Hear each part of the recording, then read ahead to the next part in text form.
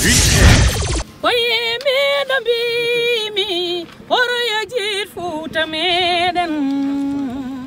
min mbin bisimilla on ɗo ko wuuro mon wuuro ɗo jeeɗon ɗo jiɗi ɗon ɗo gandi ɗon ɗo kolle ɗon ko adi foof mbiɗa waɗa présentation min jogui ɗo ko équipe komin tata e ɗiɗo ɓe no ngala ɗo wayno no Belgique wayno no Dakar pour rende ligguey ɓeɗo mbaɗata o ligguey o minen puɗɗide mabɓe guila début ha ɗo jarten ɗo ligguey o ne rewi normal Abou Ndiaye ko halfina ko ene rewni ligguey o normal kadi forage ligguey mum ne jogui no yarata waɗi ko logique minen en mbaɗi suivre logique o kala matériel garɗo o kala ko adda ɗo kala ko waɗa ɗo fof emin daari emin cetti ligguey o ne moƴƴi ene yeehi normal hay probléme goto ala e ligguey ɗum ko minen mbawi setta ɗum goɗo wawi ligguey ko ni wayi ma ko ni wayi sowona minen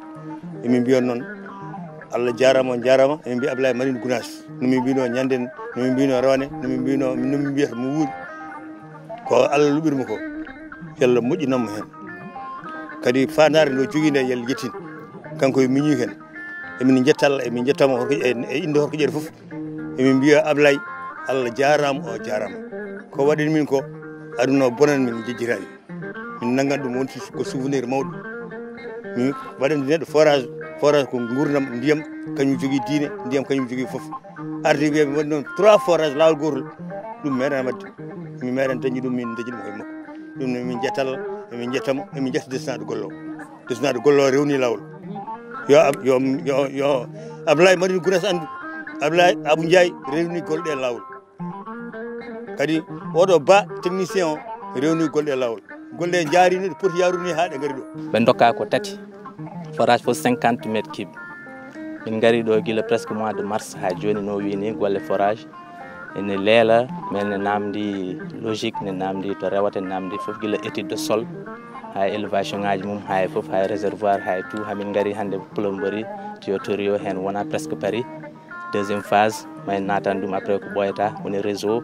en cas de pompe et quelque chose comme ça ɗin affaire ko sakkito ko on woni deuxième phase et dernière phase o inchallah taala liggey o noon so ari ha yettima ɗo no mbimi ni toujours ko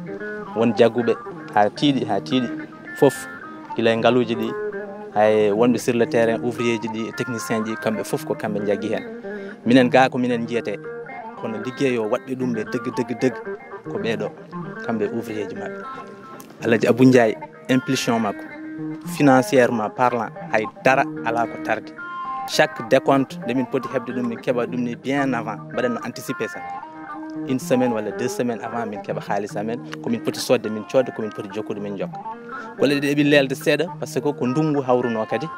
yimɓe fof ji site uji ɗi to goni min jooɗimi presque période hivernale o pendant 2 mois ɗi ganduɗa min liggima min liggaki emin puntodira e ndungu o ɗum noon tan ɗeɓi tardide mais so wonani ɗum tawno forage uji mbaɗama livré depuis le mois de juillet quelque chose comme ça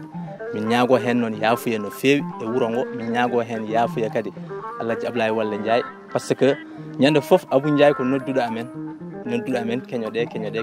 min gandi noon golle ɗe holto keeɓiɓe holto tolnimo ko ɗum ɗon tagui minenne min mbaɗi hen vraiment effort ji amen e foof amen pour golle ɗe mbawa yettade no hannirta ni kadi inchallahu taala ɗe jettima kadi jiiɗo ɗeɗo golle foof en andi ko golle moƴƴe guila début ha fin ko heddi ko kadi nana ara inchallahu taala waɗa suivre oɗon logique tan inchallah chantier bi boo xoolee rek déjà xam ne liggéey dëgg lañ fi def am na tuuti retard nag mais sûrement nawet beeg yooyu moo ñu xawoon a jàpp daal mais lépp dinañ ko rattraper ba lépp jaar dans l'ordre côté technique bi aussi respecté nañ lépp côté ferraillage bétonnage bi tube beeg yëpp amul dara luñ ci bàyyi lépp lu ci yoon wax rek respecté nañ ko. lii pare na moom parce que boo xoolee finition la plomberie loolu dans la semaine day terminé beneen partie bi nag mooy adduction yoo xëy na mooy jël tuuti temps plomberie bi daal dem ci distribution dëkk bi loolu itam du jël temps léegi mu pare bu soobee yàlla. jaarano feewi no ɓe mbini tan guila e mois de mars garɗen ɗo e Horko Diéré taw eɗen gaari e yabirore Kawlaji Abdoulaye Walla Ndiaye addandeɓe forage uji tati kala hen forage kadi ko 50 métres cube Allah walli en guila hen koye golle ɗe gonɗen e heddi noon golle ɗe ko ɓuuri hen hewde hawri e ndungu no Ibrahima wini taw matériel uji kewɗi mbawa immade to e nder wuuro ngo ara ga e nder ladde nde woni sababu tardement ɓurɗo mawon ɗo ɗum fof enen fof noon ene muusi en sababu nde garɗen ko ittande Horko Diéré e caɗele en jiɗano tardement poɗɗo hono ndani kono noon ɓeyde ko ala no mbaɗɗen ko Allah addi ndungu ala sago jaaden masal Allah walli en ndungu gasi gel ndungu silti gueɗen ji hankkadi kamɓe gayni ko ɓuuri heddade ko wadde réseau no e mbiri ni hankkadi nan ɗum e nder wuuro ngo ko heddi ko bandam mawɗo hutorade e beltima golɗe no fewi surtout commission o Oumar Dieye mo ganduɗa ko goto e mabɓe te guila ñande garɗen ɗo gaddunol men ɗo e horko jare ha e oɗo kikiɗe hande kala nde garɗen ko ɗo taweten omo rewidi golle te ko kamɓe goni e waɗanede kanko kadi o jeeya koye joguiɓe gueɗe forage wuuro ngo kanko jogui ɗum deke so tawi hoddirama o wi golle ɗe moƴƴi o wi golle ɗe peewi tan mbiya tan golle ɗe moƴƴi peewi saabu enen to banggue golle kala ɗo daruɗen yimɓe ko ɓen goni noppi men ɓen goni kunnuɗe men goni juuɗe men kala ko hawraniɓe ene hawrana en kala ko hawrani tan hawrana en saabu kamɓe lomti en ga donc so mbi kamɓe golle ɗe moƴƴi e peewi heddi ko yotta ko e ko jiiya tan ko enen ko ha jiyen ndiyan ɗom yalta boole yimɓe kutoro jiyen pentire mbiyen yooɗi kono ko heddi ko ɓe kamɓe gonda guila fuɗɗode ha ɗo mbi kamɓe golle ɗe en kawraniɓe en mbayri golle ɗe moƴƴi alhamdulillah billah jetti Allah no fewi en beltima hankkadi mataw gongol sen gartoyi ɗo adata hen kam ko immigration so hawre welal jomiraɗo gam foftude ɗum e juuɗe mabɓe ɗum tawoni mataw ko joguiɗen eɗen kaala en beltima no fewi en jetti horko ƴerenaɓe yoɓe gandu kadi ha joni mawɗo o junggo mum nane mabɓe no mbinɗen guila lawol gaddunol ngol ni wonno lawol gaddunol ngol ko arde asante on forage arde waɗano on sata dow so gasi eɗen poti wadde réseau mo ganduɗa ko naddu ɗum kadi kuccina makko kadi ƴeewen ballal gongal gadden mbawi wuuro ngo wawa hutorade ndiyam Ibrahima wini mimi serani nodduma kala subaka laabi ɗiɗi laabi tati hankkadi momi namdata komo sañce goɗɗo namdoromi tan ko sañce hokko ƴeɗe nde tawno ko ɗo fuɗɗorano hande eɗen jaaha wadde iniguiré forsuji goɗɗi kono jinnomi haɗ ɗum to en mbaɗi iniguiré